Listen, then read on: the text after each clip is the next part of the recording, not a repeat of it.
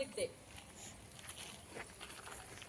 To start our program, first we invite our correspondent sir, Reddy sir, please welcome.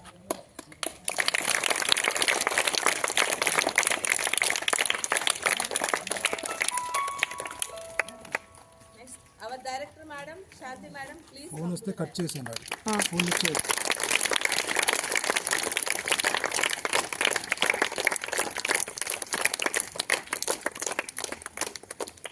Next, our principal sir, Suresh sir, please come to the dais.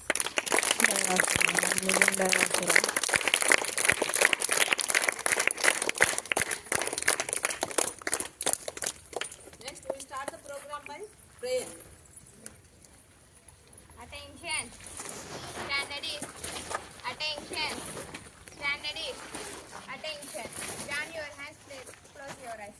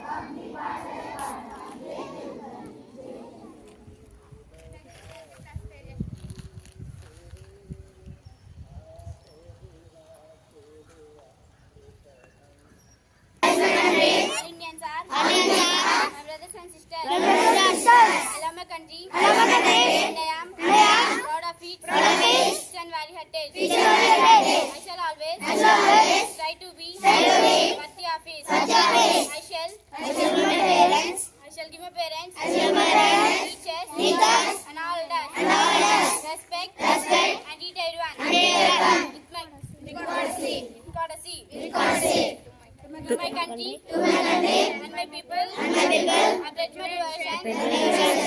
There will be and prosperities, a long life, happiness. చేద్దాం ఈ తలలో ఉన్నాయి అడ్డు ఏం చేస్తాం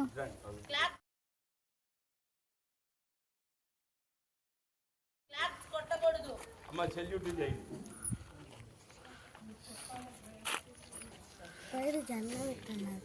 జెండా మొత్తం కనబడి దాగు.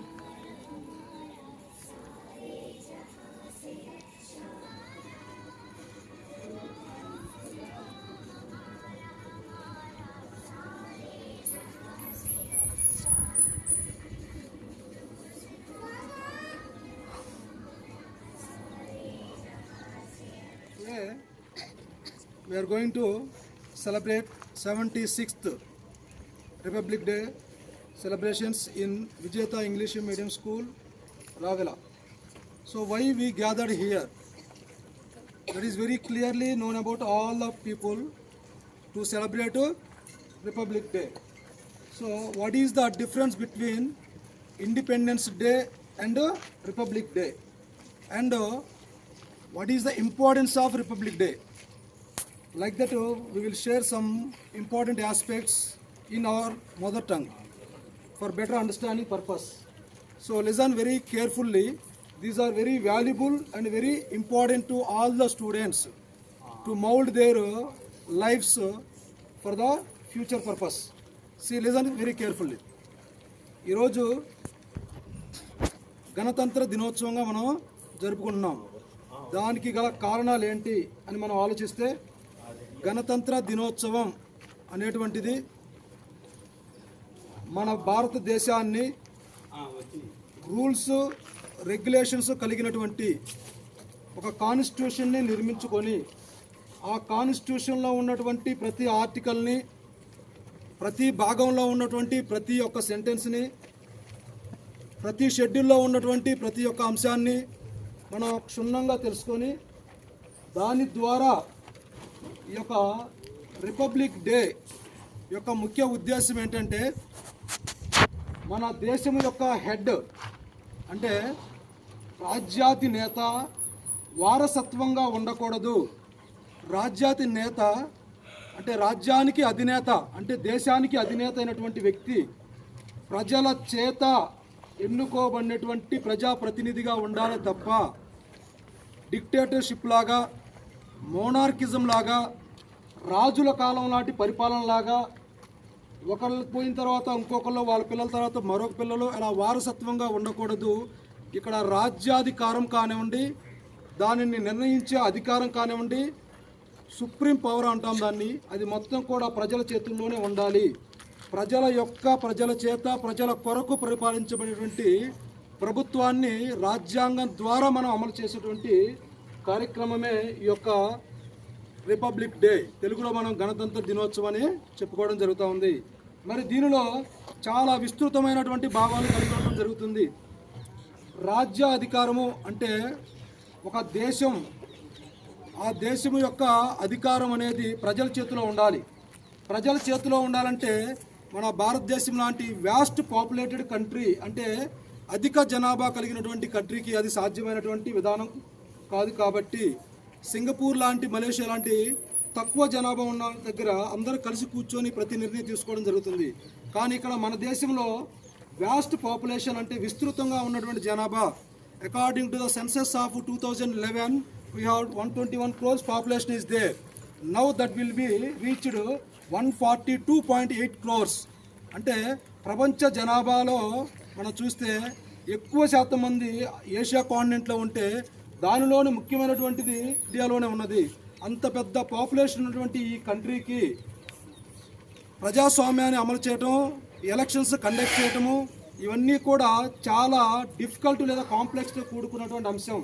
అలాంటి కాంప్లెక్స్తో కూడుకున్నటువంటి అంశాన్ని కూడా చాలా సున్నితంగా చాలా పరిశోధించి 1946 జూలై నెలలో కాన్స్టిట్యూషన్ అసెంబ్లీని ఏర్పాటు చేసి వివిధ కమిటీలను ఏర్పాటు చేసి దానిలో కూడా ముఖ్యమైనటువంటి కమిటీ డ్రాఫ్టింగ్ కమిటీ రచనా కమిటీని ఏర్పాటు చేసుకొని ఆ యొక్క రచనా కమిటీని ఏర్పాటు చేసి దానిలో వివిధ రాజ్యాంగాల నుంచి ముఖ్యమైన అంశాలన్నింటినీ గ్యాదర్ చేసి ఫర్ ఎగ్జాంపుల్ అమెరికా నుంచి ప్రాథమిక హక్కుల్ని, రష్యా నుంచి ప్రాథమిక విధుల్ని, ఆస్ట్రేలియా నుంచి ఉమ్మడి జాబితాని, ఇలాంటి ఎన్నో అంశాలని వివిధ రాజ్యాంగాల నుంచి గ్రహించి తద్వారా మన రాజ్యాంగం ఎటువంటి లోపాలకి తావు లేకుండా ప్రజల యొక్క సంక్షేమము మరియు అభివృద్ధిని దృష్టిలో ఉంచుకొని ప్రజల యొక్క అత్యున్నత అధికారం ప్రజలకే ఇస్తూ వారికి ద్వారా రిప్రజెంటేటివ్స్ని, ఎమ్మెల్యేని, ఎంపీలని ఎన్నుకుంటూ వారి ద్వారా ఇండైరెక్ట్గా ప్రైమ్ మినిస్టర్ని, అలాగే చీఫ్ మినిస్టర్ని, అలాగే ప్రెసిడెంట్ ఆఫ్ ఇండియాని ఎన్నుకోవటం, తద్వారా ప్రజల చేత ఎన్నుకోబడినటువంటి రాజ్యాధినేత ద్వారా ఈ యొక్క పరిపాలన కొనసాగించడం అనేది ఈ యొక్క రిపబ్లిక్ డే యొక్క ముఖ్య ఉద్దేశం. ఈ యొక్క రాజ్యాంగ దినోత్సవం అనేది మనకి రెండు విషయాలను గుర్తు చేస్తూ ఉంది. ఒకటి మన హక్కుల్ని గుర్తు చేస్తూ ఉంది, రెండు మన బాధ్యతలను గుర్తు చేస్తూ ఉంది. హక్కులు అంటే సరిగా మనకి ఉన్నటువంటి హక్కులు అవి మన రాజ్యాంగం మొత్తం సెవెన్ ఫండమెంటల్ రైట్స్ ఇవ్వడం జరిగింది. దాన్ని ఒక ఫండమెంటల్ రైట్ని రైట్ టు ప్రాపర్టీని తీసేయడం జరిగింది. So right to equality, right to freedom, right to exploitation, right to religion, right to constitutional remedies, ఇలాగా right to science and education, ఇలాగా 6 ఫండమెంటల్ రైట్స్ని మన రాజ్యాంగం ద్వారా కల్పిస్తూ వాటికి ఆత్మ లాంటిది రైట్ టు కాన్స్టిట్యూషనల్ రెమెడీస్. అంటే మన విషయంలో, అంటే ఏ పౌరుడి విషయంలోనైనా సరే ఈక్వాలిటీ లేకపోయినా, ఫ్రీడమ్ లేకపోయినా, హింసించబడుతున్నా, సమానత్వం లేకపోయినా, మరి న్యాయం జరగకపోయినా మనకి కాన్స్టిట్యూషనల్ రెమెడీస్ అనేటువంటి హక్కుని మన భారత రాజ్యాంగ ఆత్మగా డాక్టర్ బిఆర్ అంబేద్కర్ గారు వర్ణించడం జరిగింది. అంటే మనకి మన విషయంలో ఏ హక్కులు వైలేషన్ అయినా సరే రాజ్యాంగం ద్వారా ప్రతి ఒక్క పౌరుడికి చట్టరీత్యా సమానత్వం, స్వేచ్ఛ, న్యాయం అనేటువంటివి ప్రతి పౌరుడికి అందాలి అని చెప్పేసి ఈ రాజ్యాంగంలో పొందుపరచడం.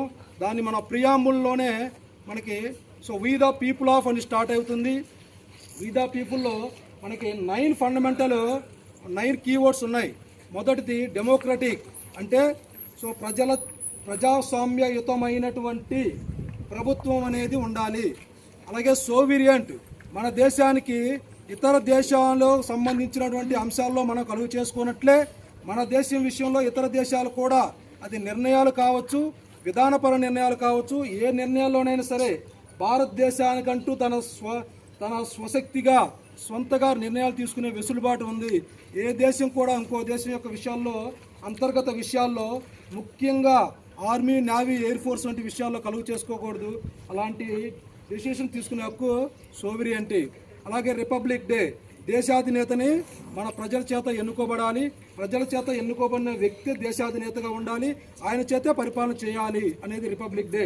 సోషలిజం, ప్రజల యొక్క ఆస్తి సంపద మొత్తం ప్రజలకే చెందాలి, ప్రజలే ఇక్కడ దాన్ని అనుభవించే హక్కుదారులుగా ఉండాలి. సంపద సృష్టించడం ప్రభుత్వాల బాధ్యత, దేశాల బాధ్యత. వాటిని సమానంగా పంచి పావర్టీ లేకుండా ఈక్వాలిటీని తీసుకురావటం దేశ అధ్యక్షుల యొక్క బాధ్యతగా మనం చూస్తూ ఉన్నాం. అలాగే మనం చూస్తే అందరికీ ఈక్వాలిటీ. కులం ఏదైనా, మతం ఏదైనా, వాళ్ళ ఆర్థిక పరిస్థితులు ఏవైనా ప్రతి ఒక్కరు కూడా సమానము అనేటువంటిది మన రాజ్యాంగంలో ఉంది. ఎవరైనా కులం పేరు, మతం పేరు, ప్రాంతం పేరు చెప్పి విడతీయాలని చూసినా భారతదేశాన్ని, లేదా ఎవరిని కించపరిచినా చట్టపరంగా వాళ్ళ మీద చర్యలే ఉంటాయి అని చెప్పేసి చట్టం హామీ ఇస్తూ ఉంది. అలాగే మనం చూస్తే ఫ్రీడమ్ ఆఫ్ స్పీచ్, అందరికీ మాట్లాడే హక్కు ఉంటుంది, కానీ దానికి పరిమితులు ఉంటాయి. పరిమితిలోనే లోబడి మనకి స్వేచ్ఛను అనుభవించాలి తప్ప పరిమితులు దాటి అనుభవించకూడదు. ఆ పరిమితి ఏంటంటే రాజ్యాంగం. That is having set of rules and regulations, నియమ నిబంధనలు కలిగినటువంటి ఒక సుదీర్ఘమైన దాదాపుగా 2 సంవత్సరాల 11 నెలల 18 రోజులు అంటే 3 సంవత్సరాల పాటు కష్టించి శ్రమించి అనేక దేశాల రాజ్యాంగాల్ని క్షుణ్ణంగా పరిశీలించి భారతదేశంలో ఉన్న ప్రతి ఒక్క పౌరుడికి freedom, equality, justice in case of economical, political and సోషల్లో ఉండాలి అని చెప్పేసి మన కాన్స్టిట్యూషన్ని డిజైన్ చేయడం అనేది చాలా గొప్ప విషయం. ఇక్కడ ఒక విషయం గుర్తుపెట్టుకోవాలి, ఇండిపెండెన్స్ డేకి రిపబ్లిక్ డేకి ఉన్నటువంటి వ్యత్యాసం ఏంటంటే ఆ రోజు జెండాని కింద నుంచి పైకి ఎగరేస్తాం, అంటే పరాయి పాలన నుంచి మనకి ఫ్రీడమ్ వచ్చింది అనే సింబాలిక్గా వారి దేశం యొక్క జెండాని కిందకు దించి మన దేశ జెండాని పైకి ఎగరవేయటం ముఖ్య ఉద్దేశం. మొదటి పాయింట్. రెండో పాయింట్, దేశాధినేత అనేటువంటి వ్యక్తి రాజ్యాంగబద్ధంగా పరిపాలించడం కోసం ప్రెసిడెంట్ ఆఫ్ ఇండియా చేత మనము పరిపాలించబడతాము అనేది రెండో పాయింట్. మూడో పాయింట్ వచ్చేసరికి మన ప్రభుత్వాధినేత ప్రధానమంత్రి ఇండిపెండెన్స్ డే రోజు ఫ్లాగ్ హోస్టింగ్ చేస్తారు. కానీ ఈరోజు అంటే రిపబ్లిక్ డే రోజు మన రాజ్యాంగాధినేత అయినటువంటి president of India Draupadi Murmu గారు ఈరోజు ఫ్లాగ్ అన్ఫాల్డింగ్ చేస్తారు. ఫ్లాగ్ హాస్టింగ్ అంటే కింద నుంచి పైకి ఎగరవేయటం, అన్ఫాల్డింగ్ అంటే పైన ఉన్నదాన్ని మనం ఆవిష్కరించటం, అది ఈరోజు జరుగుతున్నటువంటి అంశం. ఇంకా ఇలా చెప్పుకుంటూ పోతే రాజ్యాంగానికి అలాగే ఇండిపెండెన్స్ డేకి అంటే రిపబ్లిక్ డేకి ఇండిపెండెన్స్ డేకి కొన్ని వ్యత్యాసాలు ఉన్నాయి. ఈరోజు ప్రతి సంవత్సరం ఒక థీమ్తో ఉంటుంది. అంటే ఈ సంవత్సరం ఒక థీమ్ ఉంది, బంగారు భారతదేశం. అంటే మన సంపద వారసత్వాన్ని కాపాడుకుంటూ మన అభివృద్ధిని కొనసాగించాలనేది ఈ సంవత్సరం యొక్క నినాదం. అంటే ప్రపంచ దేశాలు మొత్తం కూడా భారతదేశ సంస్కృతిని సాంప్రదాయాన్ని గౌరవిస్తున్న కారణం ఏంటంటే మన కుటుంబ వ్యవస్థ అలాగే మన శారీ, ఓకేనా. సో కాబట్టి ఇక్కడ భారతదేశం అనేది ఇతర దేశాలకు ఐడియల్గా ఉంది తప్ప ఏ దేశానికి తీసిపోవటం కానీ ఏ దేశం కన్నా తక్కువగా ఉండటం కానీ అది ఏ విషయంలోనైనా సరే ఇలాంటివన్నీ కూడా మన దేశం ఆదర్శంగా కొనసాగుతుంది. దాన్ని దృష్టిలో పెట్టుకొని మన దేశ సంపదని వారసత్వాన్ని ముఖ్యంగా అభివృద్ధిలో ముందుకు తీసుకెళ్లాలనేటువంటిది ఈ యొక్క సంవత్సరం యొక్క ఉద్దేశం. అలాగే ప్రతి సంవత్సరం ఇండిపెండెన్స్ డే రోజు ఎటువంటి సాంస్కృతిక కార్యక్రమాలు నిర్వహించరు, అలాగే ఎటువంటి గెస్ట్ని పిలవరు. కానీ రిపబ్లిక్ డే రోజు ప్రతి సంవత్సరం ఒక గెస్ట్ని పిలుస్తారు. లాస్ట్ ఇయర్ వచ్చేసరికి మనకి ఫ్రెంచ్ అధ్యక్షుడు ఇమాన్యుయల్ మ్యాక్రాన్ని ఇన్వైట్ చేయడం జరిగింది. ఈ సంవత్సరము మన ఇండోనేషియా యొక్క అధ్యక్షుడిని మన దేశానికి ఇలాగా ఆహ్వానించి వారి సమక్షంలో మన దేశం యొక్క కీర్తి ప్రతిష్టల్ని కొనియాడటం అనేది జరుగుతూ ఉంది. ఇలా చెప్పుకుంటూ పోతే భారతదేశం యొక్క జాతీయ జెండాని, జాతీయ గీతాన్ని, జాతీయ జంతువుని, జాతీయ పక్షిని, అలాగే జాతీయ నేషనల్ సాంగ్ని ప్రతి ఒక్కదాన్ని గౌరవించాలి, అగౌరవపరచకూడదు. జాతీయ జెండాని చాలా గౌరవంగా ట్రీట్ చేయాలి అనే మినిమం నాలెడ్జిని ప్రతి పౌరుడు గ్రహించాలనేటువంటి ఉద్దేశం. దానితో పాటుగా నేటి బాలలే రేపటి పౌరులు కాబట్టి ప్రతి ఒక్క బాలుడు దాని గురించి ఒక కాన్షియస్ కలిగి ఉండి భావి భారతంలో మన దేశం యొక్క కీర్తి ప్రతిష్టల్ని మున్ముందుకు తీసుకెళ్లాలి అనేటువంటి ఉద్దేశంతో పిల్లల చేత ప్రతి ఒక్కరు కూడా ఈ యొక్క ఫ్లాగ్ హాస్టింగ్ చేయించమని మన యొక్క చీఫ్ సెక్రటరీ విజయానంద్ గారు గవర్నమెంట్కి స్ట్రిక్ట్గా ఇంప్లిమెంటేషన్స్ ఇవ్వడం జరిగింది, ఆర్డర్స్ ఇవ్వడం జరిగింది. ఆ ఆర్డర్స్ని మనం స్ట్రిక్ట్గా ఇంప్లిమెంట్ చేయడం జరుగుతూ ఉంది.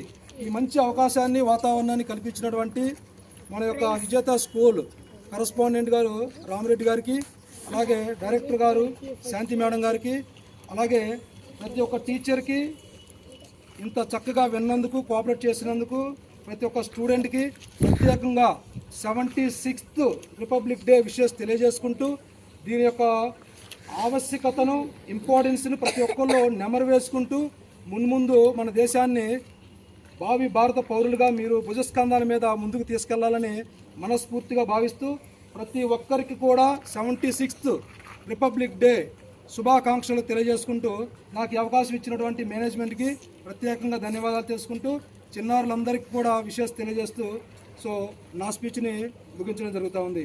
Thank you one and all.